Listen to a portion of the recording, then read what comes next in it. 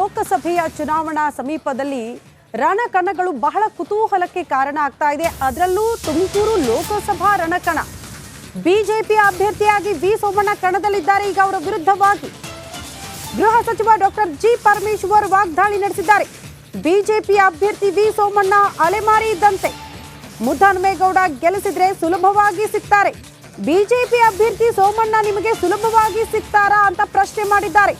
ಸೋಮಣ್ಣನ ಬೆಂಗಳೂರಿಗೆ ಹುಡುಕಿಕೊಂಡು ಹೋಗಬೇಕಾಗತ್ತೆ. ಅಲ್ಲಿ ಹೋದ್ರೂ ಸೋಮಣ್ಣ ಸಿಗೋದು ಖಾತ್ರಿ ಇಲ್ಲ. ತುರುವೇಕೆರೆಯಲ್ಲಿ ಗೃಹ ಸಚಿವ ಡಾಕ್ಟರ್ ಜಿ ಪರಮೇಶ್ವರ್ ಹೇಳಿಕೆ ಕೊಟ್ಟಿದ್ದಾರೆ.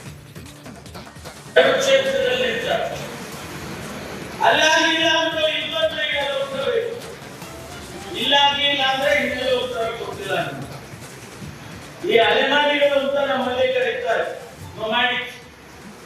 ಆ ಅಲೆಮಾರಿಗಳ ಸಾಲಿಗೆ ಸೇರಿದಂತವರು ನಮ್ಮ ಸೋಮಣ್ಣ ಅವರು. ಹಾಗಾಗಿ ದಯಮಾಡಿ ತಾವು ಯೋಚನೆ ಮಾಡಬೇಕು.